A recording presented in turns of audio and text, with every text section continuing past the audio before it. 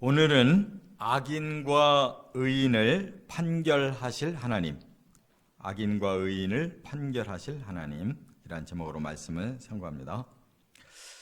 오늘부터는 이제 시편의 말씀을 상고하려고 하는데, 이미 시편을 연대기 성경에 약 250개 정도의 설교를 이미 넣어놨어요. 연대기 성경 강해설교에. 그런데 왜 다시 하느냐면, 앞에 했던 시편은 그냥 1편부터 150편까지 그냥 일반적인 순서대로 했었습니다. 그런데 이 연대기 성경에는 이 시편이 각각 쪼개져 있어요. 왜냐? 연대 순으로.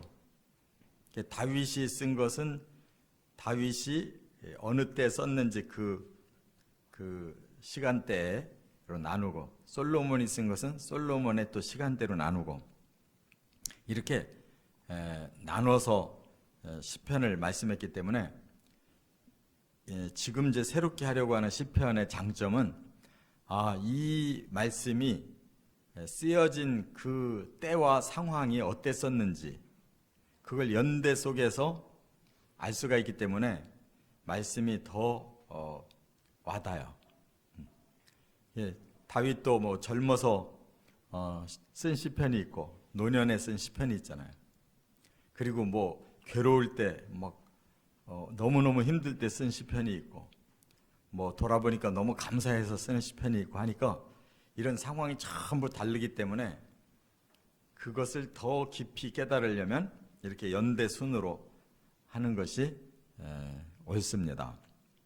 그래서 제가 이제 시편을 다시 연대 순서대로 하려고 하다 보니까, 오늘 이 59편이 다윗이 쓴 건데, 다윗이 젊었을 때, 그러니까 이제 아직 그 20대 그 젊은 나이에 사울에 의해서 죽임을 당할 뻔했잖아요. 그래서 광야로 도망가가지고 10여 년 살았는데, 이제 그 상황에서 쓴 거기 때문에 얼마나 실감나게 그가 고난 속에서 하나님께 부르짖고 있는지 몰라요. 참고로 이 시편은 저자가 여러 사람인데 다윗이 이제 가장 많이 썼어요. 다윗의 시편이라는 게 입증된 것이 73개가 돼요.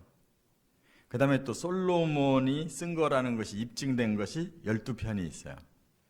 그 다음에 이제 이런 말하자면 지금으로 말하면 작곡가, 작사자, 이 전문가들에 의해서 쓰여진 것이 이제 나머지가 있는데, 고라라고 하는 사람의 자손들이 12편을 썼고, 또 아삽이라는 사람이 쓴 것이 12편, 헤만이라는 사람이 1편, 에단이 1편, 또 모세가 썼다라고 하는 1편이 있어요.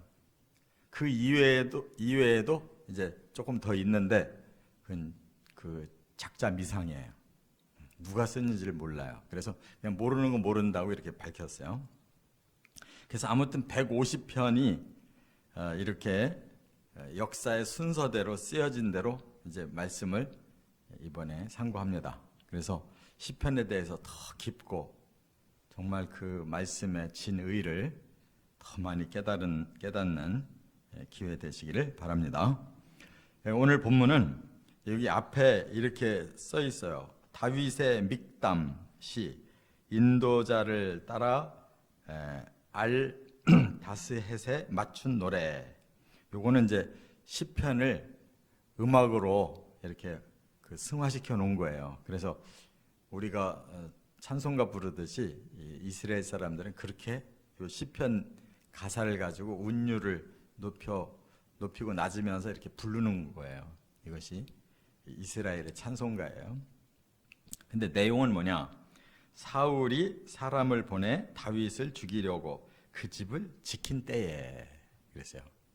그래서 사울이 다윗을 죽이려고 했잖아요. 20대 초반에.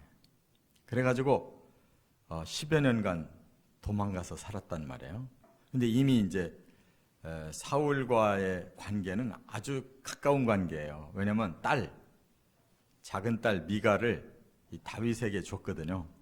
그러니까 사위예요, 사위. 이 장인과 사위 관계가 이미 됐고, 또 그 이전에 10대 후반에는 그 골리앗을 쓰러뜨리는 바람에 그때 사울의 눈에 들어서 픽업이 됐어요. 그래서 20살 되기도 전에 이미 장군이 됐다고요. 사울에게는 아주 훌륭한 장군이 생긴 건데, 이런 왕과 신하의 관계에서, 장인과 사위의 관계에서 이게 틀어져요. 왜냐? 시기와 질투가 생긴 거예요, 사울이. 자기만 그냥 높임 받아야 되는데 옆에 똑똑하고 훌륭한 사람이 있으니까 백성들에게서 인기가 이제 반대로 뒤집어지고, 그런 걸 보면서 마음에 시기가 생기고 막 불타오르니까 이건 죽여야지 안 된다. 오늘날도 권력 가진 사람들이 똑같은 짓을 해요. 자기 권력을 갖기 위해서, 또 지키기 위해서 그냥 좀 뭔가 이렇게 비교가 돼서 그 사람이 이제 우월하다 싶으면 가만 안 두잖아요. 똑같아요. 그런데 이 상황에서 다윗이 얼마나 마음이 힘들겠어요. 지금 포위를 당했거든요. 사울이 부하를 보내가지고 그 집이 포위당했어요. 그리고 이제 옴싹달싹 못하고 붙잡히면 죽는 건데, 미갈 아내가 지혜를 짜내가지고 다윗이 누워있는 것처럼 꾸며놓고 다윗을 살짝 빼내가지고 살려주잖아요, 미갈이. 그런 상황입니다. 자, 그래서 이 말씀은 사무엘상 19장의 내용이에요. 사무엘상 19장에 가면 이 내용이 자세하게 나오는데, 그 상황을 다윗의 입장에서 그 시편으로 썼다 그 말입니다. 여기에서 우리가 이제 알아야 될 게 뭐냐? 이 땅에 왜 똑같은 사람들끼리 이렇게 서로 싸우냐 말이에요. 근데 이건 영적인 시각에서 보면 한쪽은 악인이고 한쪽은 의인이에요. 그 악인과 의인의 틈바구니 속에서 우리가 때로는 악인도 됐다가 때로는 의인도 됐다 이렇게 사는 거거든요. 사람이 악인은 악인으로 완전히 결정되고 의인은 의인으로 완전히 결정된 사람은 하나도 없어요. 의인이 악인 되기도 하고 악인이 의인이 되기도 하는데, 어떻든 간에 악인이 어떤 존재인지 의인이 어떤 존재인지 우리가 깨달아야 되고 의인의 편에 서야 돼요. 왜? 그걸 심판하시는 하나님이 계시기 때문에. 하나님은 악인에게는 벌을 주고 의인에게는 은혜를 주시거든요. 그래서 오늘 본문에 이 다윗은 이 젊은 나이에 이미 이 깊은 영적인 그 경지에 들어간 거예요, 이런 고난을 통해서. 그래서 말씀을 셋으로 나눕니다. 첫째, 1절부터 3절 상반절에 보면 악인은 누구인가? 이게 정해진 거 아닙니다. 이렇게 한순간에 사람이 돌변할 수가 있는 거예요.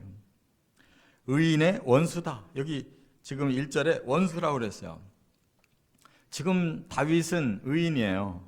아무 죄가 없어요. 그런데 그 의인의 원수가 되어 있는 사울, 그가 이제 악인이 됐는데, 아까도 말씀드린 것처럼 정말 친밀하고 사랑만 나눠야 될 관계, 왕과 신하, 장인과 사위의 관계, 여기에서 악이 사울의 마음에 들어갔다 그 말이에요. 그 악이 뭐냐? 자기를 높이고 지키기 위해서 다른 사람을 해치려고 하는 이 악이 들어간 거예요. 그래서 일어나 치려고 하는 자다 그랬어요. 그러니까 아무 잘못도 없는 사람을 먼저 공격합니다, 악인은. 그 사람을 쳐서 자기를 지키려고 하는 것이 악이네요. 선과 악이라는 것은 사람 간의 문제예요. 다른 사람에게 해를 끼쳐서 자기에게 이익을 얻으려고 하는 것이 악인 거예요. 자기를 조금 손해를 봐서 조금 자기를 희생해서 남을 좋게 해주려고 하는 게 선이고, 이거는 분명하게 다른 사람은 이 죄성을 가지고 있기 때문에 다 자기 중심으로 살려고 해요. 이게 당연해요. 그게 악한 본성이에요. 그런데 그거를 극복하는 사람은 오히려 자기를 비우고 자기가 손해가 되더라도 남에게 유익을 주며 살고자 하는 사람이 있거든요. 그게 선이라는 말이에요. 근데 이것이 정해진 게 아닙니다. 다윗도 나중에 우리야를 죽이잖아요.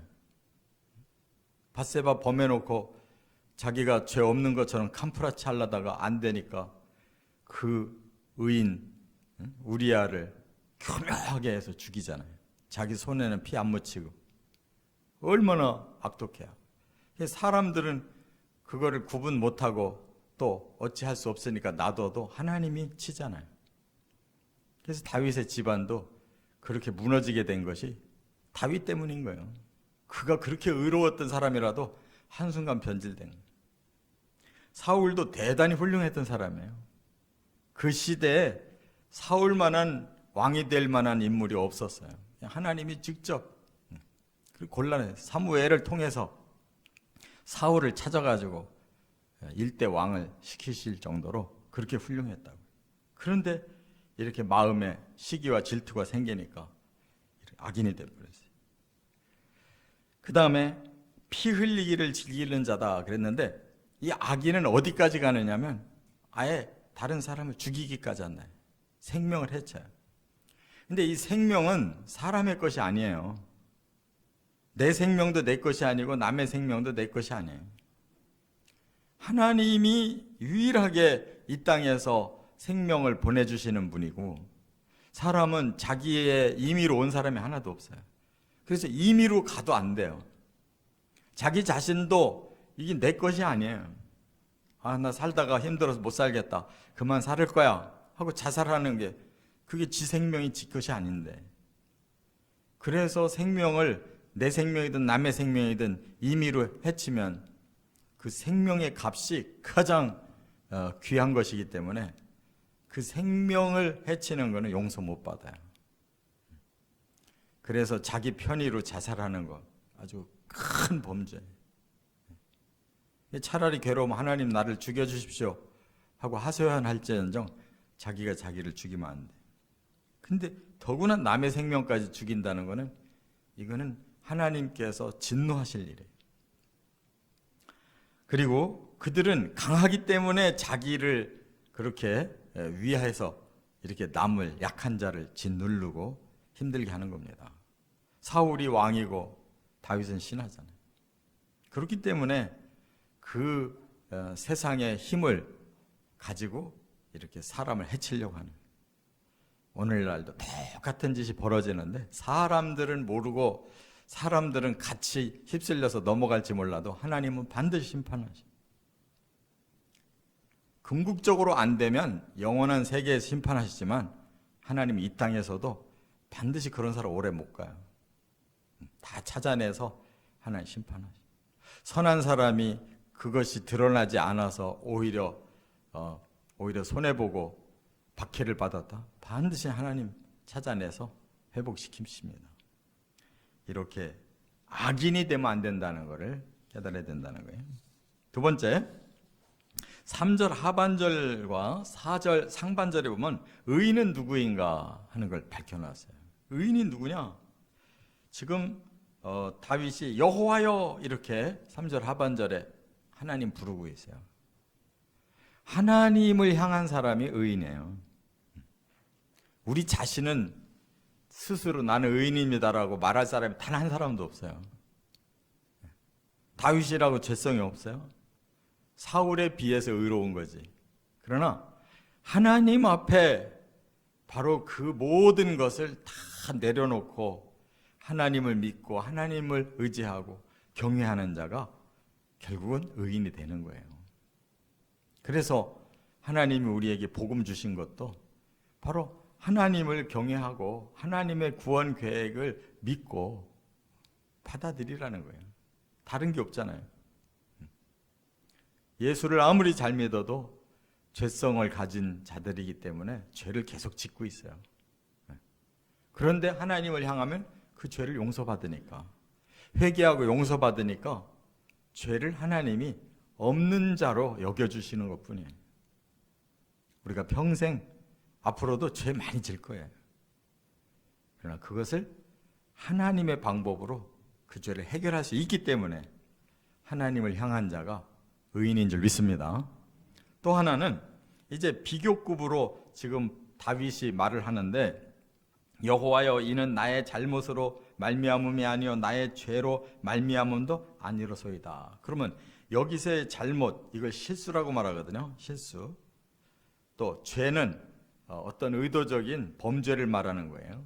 나는 의도적으로 범죄한 적이 없고 내가 잘못해서 실수한 적도 없습니다. 그리고 그 다음에는 내가 허물이 없으나 그래요. 허물이라는 말은 자기가 어떤 그 죄에 대해서 지은 결과, 그래서 하자가 있다 그 말이에요. 누가 봐도 저 사람은 저런 하자가 있어. 그게 허물이에요. 이런 게 없습니다 그랬는데 어떻게 없겠어요? 저 사울에 비해서 지금 자기는 죄 없다 그 말이에요. 그렇기 때문에 이러한 판단을 하나님이 하시는데, 지금 현재 사울과 다윗의 그 두 사람을 놓고 볼 때는 다윗은 일부러 죄진 적이 없고 사울 앞에서 실수한 적이 없고 하자를 남기지 않았다 그 말입니다. 비교급이에요.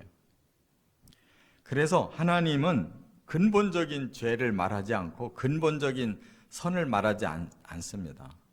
사람 간에 비교해서 누가 누구에게 선을 행하는가, 누가 누구에게 악을 행하는가 비중을 보시는 거지 절대성을 보는 게 아니에요. 그래서 죄인인데도 하나님 앞에 더 의를 많이 행하면 은혜도 받는 거고, 사람들이 볼 때 몰랐는데 하나님 보실 때 그가 악을 계속 행하면 악한 자의 벌을 주시는 거예요. 그렇기 때문에 우리가 근본적으로 의인과 악인을 판단할 수는 없으나, 이런 상황에서 분명히 사울이 악을 저지르고 있고 다윗은 피해를 입고 있기 때문에 이렇게 잘못이 없고 죄가 없고 허물이 없습니다 라는 말을 하나님이 받아들이시는 거예요.